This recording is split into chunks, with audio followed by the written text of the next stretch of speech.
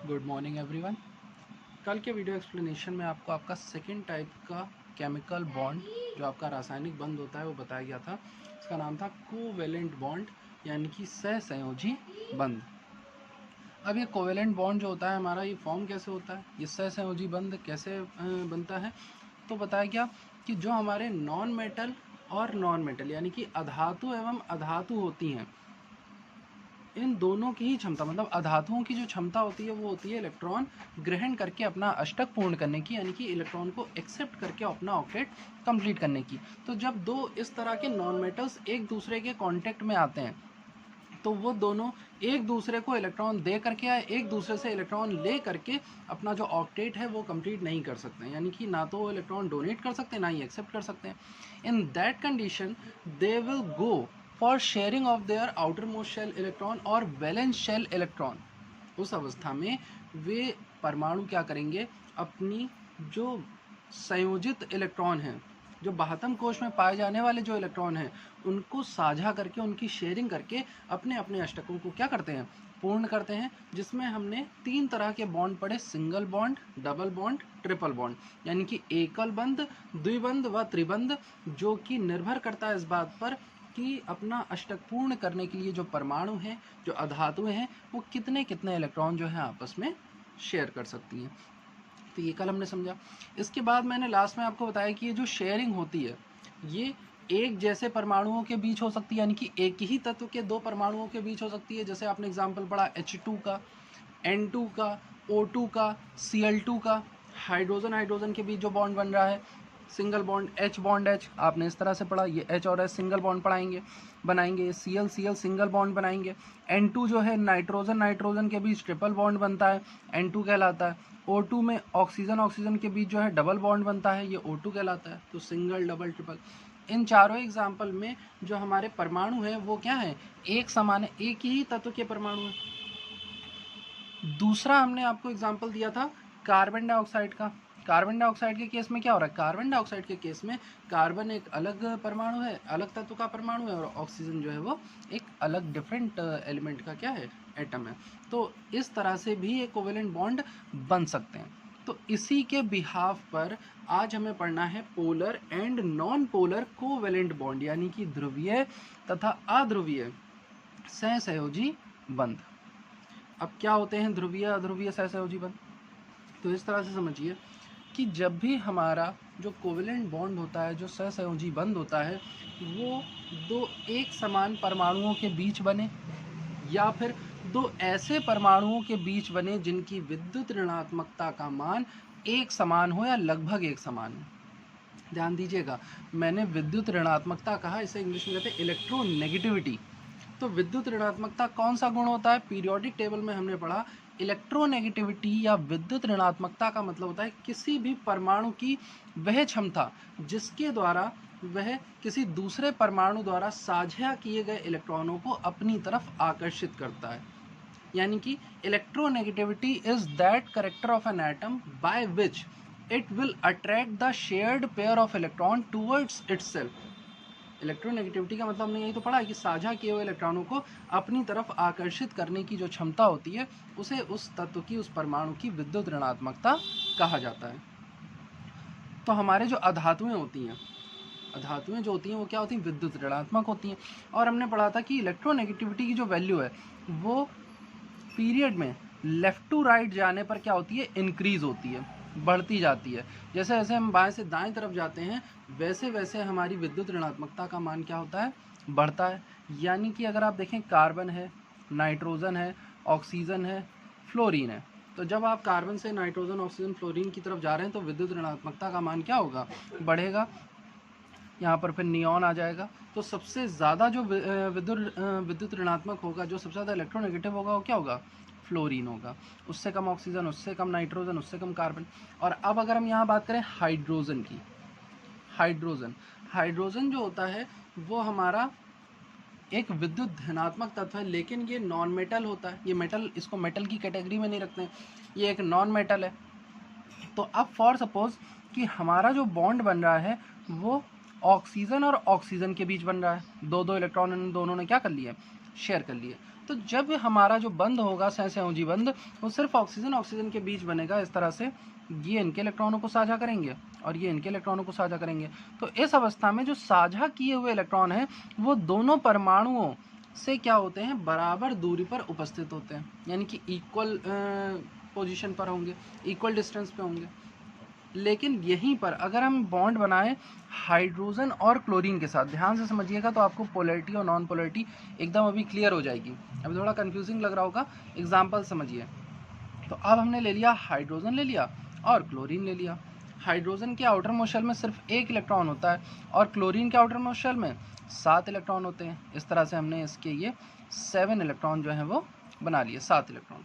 Hydrogen को अपना octet complete करने के लिए 1 इलेक्ट्रॉन की ज़रूरत होती है, तो हाइड्रोजन ने क्या किया, क्लोरीन का 1 इलेक्ट्रॉन जो है वो यूज़ कर लिया इस तरह से। अब क्लोरीन को भी अपना ऑक्टेट कंप्लीट करने के लिए 1 इलेक्ट्रॉन की ज़रूरत होती है, तो क्लोरीन ने भी यहाँ पर क्या कर लिया, 1 इलेक्ट्रॉन ले लिया, तो ये बन गया HCl। लेकिन जब हम ऑक्सीजन ऑक्सीजन की बात कर रहे थे, उस अवस्था में दोनों की जो इलेक्ट्रोनेगेटिविटी होती है वो इक्वल होती है, क्योंकि दोनों एक ही तत्व के परमाणु हैं, तो दोनों की विद्युत ऋणात्मकता क्या होगी, समान होगी। उस अवस्था में जो साझा किए गए इलेक्ट्रॉन हैं वो दोनों परमाणुओं का जो नाभिक है उनसे बराबर दूरी पर उपस्थित होंगे। इस वजह से इन दोनों परमाणुओं पर किसी भी प्रकार का कोई आवेश नहीं आता है, किसी भी तरह का कोई चार्ज प्रेजेंट नहीं होता है। लेकिन अब अगर हम हाइड्रोजन और क्लोरीन की बात करें, तो क्योंकि हाइड्रोजन जो होता है वो इलेक्ट्रोपॉजिटिव एलिमेंट है, विद्युत धनात्मक तत्व है। हाइड्रोजन जो है अपना इलेक्ट्रॉन जो है वो डोनेट करता है, उसकी क्षमता होती है इलेक्ट्रॉन देने की, पूरी तरह से दान नहीं दे सकता है।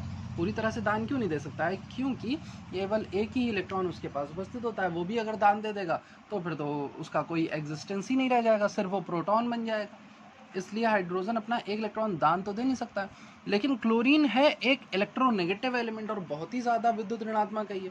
तो ये करता क्या है क्लोरीन, जब हाइड्रोजन के साथ बॉन्डिंग करता है तो जो शेयर्ड पेयर ऑफ इलेक्ट्रॉन है उसको थोड़ा सा अपनी तरफ क्या कर लेता है, अट्रैक्ट कर लेता है, थोड़ा सा अपनी तरफ आकर्षित कर लेता है।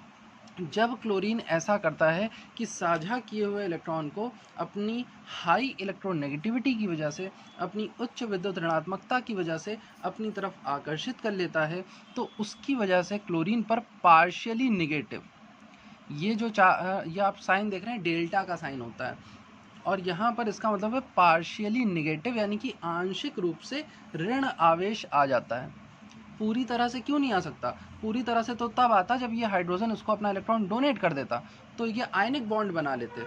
लेकिन क्योंकि हाइड्रोजन जो है वो क्लोरीन को अपना इलेक्ट्रॉन पूरी तरह से दे नहीं सकता, इस अवस्था में ये यहाँ पर क्या आ रहा है, आंशिक ऋणावेश आ रहा है। और जब हाइड्रोजन से इलेक्ट्रॉन थोड़ा दूर चला जाएगा तो हाइड्रोजन पर आंशिक रूप से क्या आ जाएगा, धन आवेश आ जाएगा। तो इसको बोलते हैं partially negative and positive charge present on hydrogen and chlorine respectively. तो इससे होगा क्या, इसकी वजह से यहाँ पर दोनों परमाणुओं पर क्या आ जाएगी, पोलराइजेबिलिटी आ जाएगी, यानी कि ध्रुवता आ जाएगी। दोनों ही परमाणु जो हैं वो ध्रुवित हो जाते हैं, पोलराइज्ड हो जाते हैं। एक पर नेगेटिव चार्ज आ गया, एक पर पॉजिटिव, दो अपोजिट पोल्स आ गए यहाँ पर, दो विपरीत ध्रुव यहाँ पर क्या हो गए, उपस्थित हो गए। लेकिन क्योंकि ये ध्रुव पूर्णतः नहीं होते, मतलब कि यहाँ पर जो चार्ज है वो पूरी तरह से ट्रांसफर नहीं होता है, इसीलिए ये जो आवेश है वो आंशिक रूप से धन और ऋण आवेश के रूप में उपस्थित रहता है। तो जब हमारे जो परमाणु होते हैं, जो हमारे किसी ऐसे तत्व के परमाणु हैं, आपस में सहसंयोजी बंध बना रहे हैं जिनकी विद्युत ऋणात्मकता का मान समान या लगभग समान हो, तो उस अवस्था में जो हमारा सहसंयोजी बंध बनता है वो होता है अध्रुवीय, यानी कि नॉन पोलर कोवेलेंट बॉन्ड। कोई भी चार्ज प्रेजेंट नहीं है, देखिए यहाँ पर कोई भी चार्ज प्रेजेंट नहीं है, तो ये बनाएगा नॉन पोलर। ये क्या हो गया, नॉन पोलर, हिंदी में से कहेंगे अध्रुवीय।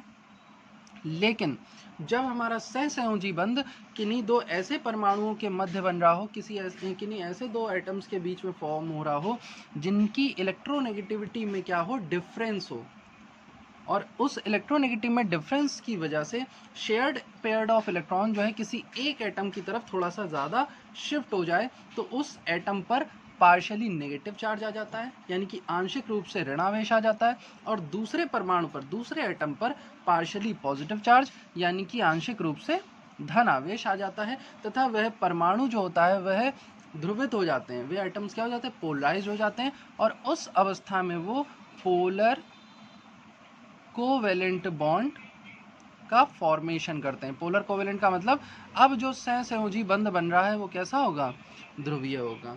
तो ये होते हैं हमारे non polar and polar covalent bonds, यानी कि ध्रुवीय एवं अध्रुवीय सहसंयोजी बंध। अगर किसी को अभी भी नहीं समझ में आया है तो आप एक दो बार फिर से वीडियो रिवाइज करके देखेंगे, रिपीट करके, तो आपको क्लियरली समझ में आ जाएगा। लेकिन अगर आप एक एक वर्ड ध्यान से सुनेंगे और एग्जाम्पल पर फोकस करेंगे तो आपको सारी चीज़ें जो हैं वो क्लियर हो जाएंगी। मेन बेसिक टर्म यहाँ पर है इलेक्ट्रोनेगेटिविटी, विद्युत ऋणात्मकता। जब दो ऐसे तत्व आपस में सहसंयोजी बंध बनाएं जिनकी विद्युत ऋणात्मकता का मान बहुत ज़्यादा अलग हो, तो उस अवस्था में पोलर कोवेलेंट बॉन्ड यानी कि ध्रुवीय सहसंयोजी बंध बनेंगे, क्योंकि दोनों परमाणुओं पर ध्रुव उपस्थित हो जाते हैं। जो हमारे एटम्स होंगे वो पोलराइज्ड हो जाते हैं, ध्रुवित हो जाते हैं। और जब दोनों की इलेक्ट्रोनेगेटिविटी इक्वल होगी या अप्रॉक्सीमेटली सेम होगी तो फिर कोई पोल वहाँ पर अराइज नहीं होता है। तो उस कंडीशन में जो कोवेलेंट बॉन्ड होते हैं वो अध्रुवीय यानी कि non polar covalent bond form होते हैं। जैसे F2 है, O2 है, H2 है, N2 है, Cl2 है, ये सारे के सारे क्या होंगे, नॉन पोलर होंगे नेचर में, इनमें कोई आवेश नहीं होगा। वहीं पर HCl का जो आपने एग्जांपल लिया, H2S hydrogen sulphide, H2S sulphur जो है इलेक्ट्रोनेगेटिव एलिमेंट होता है, ऑक्सीजन फैमिली का मेंबर है। हाइड्रोजन जो है वो इलेक्ट्रोपॉजिटिव एलिमेंट होता है, तो हाइड्रोजन से ज़्यादा जो है आपका सल्फर इलेक्ट्रोनेगेटिव होने की वजह से जो बॉन्ड होगा वो कैसा होगा, पोलर होगा। हाइड्रोजन फ्लोराइड है, HF के बीच में जो बॉन्ड बन रहा है वो भी आपका क्या होगा, पोलराइज्ड बॉन्ड होगा, यानी कि ध्रुवित बंध बनेगा। तो ये होते हैं हमारे polar and non polar covalent bond. तो आपने कोवेलेंट बॉन्ड जो है वो दो तरह से आपने उनको टाइप्स में बेसिस पे डिवाइड किया। सबसे पहले आपने अपने कोवेलेंट बॉन्ड्स को डिवाइड किया था single, double and triple bond में, यानी कि एकल बंध, द्विबंध व त्रिबंध में। ये जो क्लासिफिकेशन था या ये जो डिफरेंशिएशन था वो था नंबर ऑफ इलेक्ट्रॉन्स शेयर करने के बेसिस पे कि कितने इलेक्ट्रॉन साझा हो रहे हैं। एक एक इलेक्ट्रॉन साझा हुआ, एकल बंध है। दो दो इलेक्ट्रॉन साझा हुए, द्विबंध है। तीन तीन इलेक्ट्रॉन साझा हुए, त्रिबंध है। तो ये हो गया आपका सिंगल, डबल और ट्रिपल बॉन्ड। एंड सेकेंड जो आपने क्लासिफिकेशन किया polar and non polar covalent bond में, वो था आपका इलेक्ट्रोनेगेटिविटी के बेसिस पे कि अगर दोनों एटम्स जिनके बीच में कोवेलेंट बॉन्ड बन रहा है अगर इलेक्ट्रोनेगेटिविटी सेम है, विद्युत ऋणात्मकता समान है, तो जो होगा अध्रुवित सहसंयोजी बंध होगा, यानी कि नॉन पोलर कोवेलेंट बॉन्ड होगा। और अगर इलेक्ट्रोनेगेटिविटी में डिफरेंस है, एक की ज़्यादा एक की कम है, तो शेयर्ड पेयर्ड ऑफ इलेक्ट्रॉन जो होगा, यानी कि जो साझा किया हुआ इलेक्ट्रॉन है वो थोड़ा सा आकर्षित करने हो जाने की वजह से एक परमाणु पर आंशिक रूप से ऋणावेश, दूसरे पर आंशिक रूप से धनावेश आ जाता है और बनते हैं पोलर कोवेलेंट बॉन्ड। अब स्टार्ट करते हैं हमारा next topic, characteristics of covalent compound. तो यहाँ पर आपको सहसंयोजी यौगिकों के जो गुण बताए जाएंगे, जो कोवेलेंट कैरेक्टर्स बताए जाएंगे, वो आपको कंपैरिजन कर लेना है अपने आयनिक बॉन्ड से जो आप पढ़कर आ रहे हैं आयनिक बंध से। जैसे कि फिजिकल स्टेट की बात करें तो हमारे जो आयनिक बॉन्ड होते थे, जो आयनिक बंध बनता था, उनमें हमारे जो एटम्स होते हैं, जो मॉलिक्यूल्स बनता है, वो मोस्टली सॉलिड या क्रिस्टलाइन सॉलिड होता है, यानी कि ठोस, और ठोस में भी कैसा, क्रिस्टलीय ठोस। क्यों? क्योंकि आपको बताया गया कि जब परमाणुओं पर आयन उपस्थित हो जाते हैं, मतलब परमाणु जो हैं जब उन पर कोई आवेश आ जाता है, एटम्स पर चार्ज आ जाता है, तो वो अपनी एक फिक्स्ड पोजीशन पर पाए जाते थे। Na है, Cl है, Na है, Cl है, इस तरह से पाए जाते थे। तो इस तरह से वो क्या है, एक क्रिस्टल का फॉर्मेशन करते थे। तो आयनिक बॉन्ड जो है, जो आयनिक कंपाउंड्स होते हैं हमारे, वो ज़्यादातर क्रिस्टलीय फॉर्म में होते हैं, यानी कि क्रिस्टलाइन फॉर्म में होते हैं। लेकिन जो कोवेलेंट बॉन्ड होते हैं हमारे, कोवेलेंट कंपाउंड्स, मतलब ऐसे यौगिक जिनमें सहसंयोजी बंध बन रहा है, कह रहे हैं उनके मॉलिक्यूल्स के बीच में जो फोर्स ऑफ अट्रैक्शन होता है वो इतना ज़्यादा स्ट्रॉन्ग नहीं होता है, क्योंकि वहाँ पर कोई चार्ज तो प्रेजेंट है नहीं। तो इतना अधिक फोर्स ऑफ अट्रैक्शन ना होने के कारण ये तीनों स्टेट में एग्जिस्ट कर सकते हैं, यानी कि ये सॉलिड भी हो सकते हैं, लिक्विड भी हो सकते हैं और गैस भी हो सकते हैं। जैसे एग्जांपल देखिए, ब्रोमीन जो है Br2 का जो मॉलिक्यूल होता है लिक्विड फॉर्म में, आप सुनेंगे ब्रोमीन वाटर, ये रेड कलर का वाटर होता है, लाल रंग का होता है, जिसको ब्रोमीन जेल के नाम से जाना जाता है। तो Br2 जो है वो आपका क्या है, लिक्विड फॉर्म में। आप बात करते हैं O2 की, H2 की, तो ये सारी क्या है हमारी गैसेस बना लेती हैं, ये सब गैस के रूप में प्रेजेंट रहते हैं। वहीं पर जैसे S8 पढ़ेंगे आप, सल्फ़र जो है S8 फॉर्मेशन करता है, सल्फ़र के 8 एटम्स मिलकर के बॉन्डिंग बनाते हैं, तो जो S8 है ये सॉलिड फॉर्म में होता है। या आयोडीन की जब बात करते हैं तो आयोडीन जो होती है I2, ये भी क्रिस्टल फॉर्म में होती है, क्रिस्टलीय रूप में, वॉयलेट कलर के इसके क्रिस्टल होते हैं आयोडीन के। तो ये जो हैं तीनों ही स्टेट में, यानी कोवेलेंट कंपाउंड्स हमने देखे कि ये तीनों ही रूपों में क्या रहते हैं, उपस्थित रहते हैं। फिर सेकंड कैरेक्टर है इनका मेल्टिंग एंड बॉइलिंग पॉइंट, यानी कि क्वथनांक एवं गलनांक। तो हमारे सहसंयोजी यौगिक जो होते हैं उनका क्वथनांक एवं गलनांक विद्युत संयोजी यौगिकों की तुलना में कम होता है, यानी कि कोवेलेंट कंपाउंड्स का जो मेल्टिंग पॉइंट और जो बॉइलिंग पॉइंट होगा वो इलेक्ट्रोवेलेंट कंपाउंड्स के कंपैरिजन में, आयनिक कंपाउंड्स के कंपैरिजन में कम होता है। रीज़न, जो आयनिक कंपाउंड होते हैं, जैसे कि हमने यहाँ पर NaCl बनाया, तो NaCl में Na positive charge, Cl minus charge, दोनों के बीच अट्रैक्शन इतना स्ट्रांग होता है कि ये एक दूसरे से आसानी से दूर जाते ही नहीं है।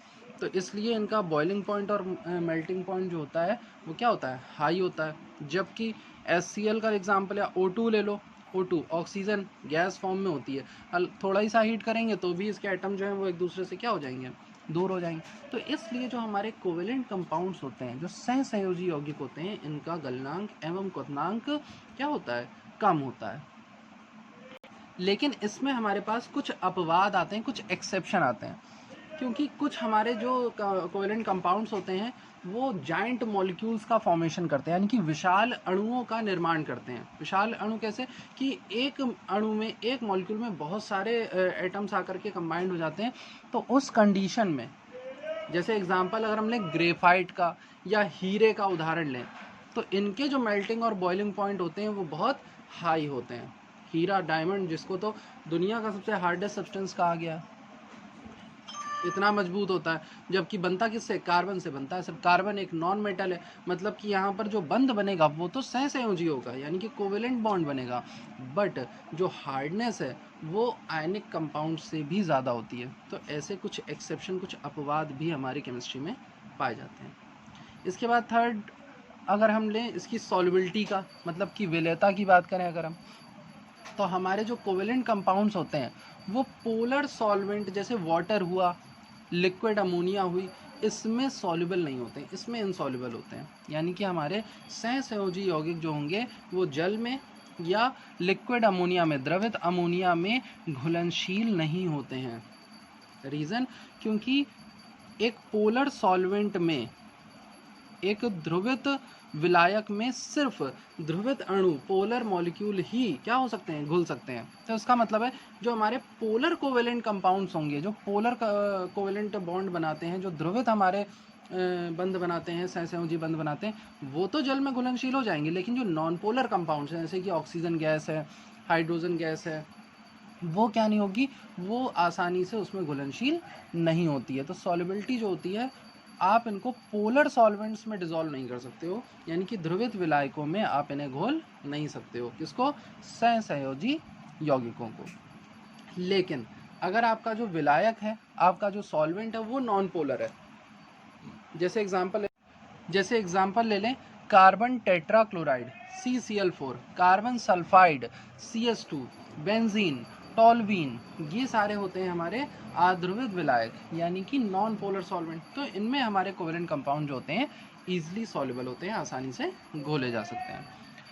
देन इसके बाद नेक्स्ट इनका करेक्टरिस्टिक है कंडक्टिविटी, यानी कि चालकता। तो जो हमारी कंडक्टिविटी होती, कंडक्टिविटी की अगर बात करें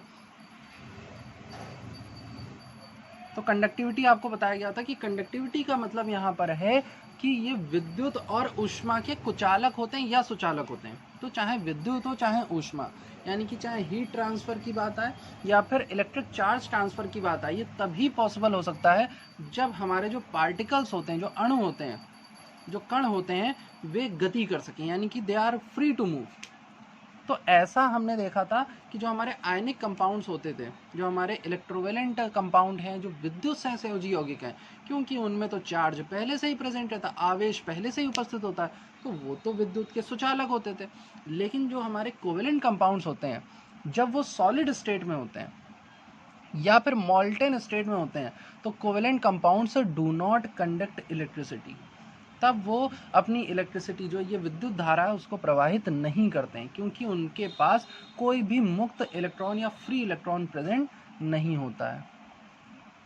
लेकिन फिर बात आती है कि हमारे जो ध्रुवित सहसंयोजी यौगिक हैं, यानी कि जो पोलर कोवेलेंट कंपाउंड्स हैं जिन पर आवेश पाया जाता है, चाहे वो आंशिक रूप से ही क्यों ना पाया जाए, जैसे एग्जांपल ने HCl का, तो ऐसे कोवेलेंट कंपाउंड जो हैं वो इलेक्ट्रिसिटी क्या कर सकते हैं, कंडक्ट कर सकते हैं, यानी कि वे विद्युत के सुचालक माने जाते हैं जब वे अपने लिक्विड फॉर्म में होंगे, यानी कि सॉल्यूशन फॉर्म में होंगे, विलयन की अवस्था में होंगे। फिर बात करते हैं इनकी हार्डनेस और ब्रिटलनेस की, यानी कि कितने कठोर होते हैं या कितनी भंगुरता होती है।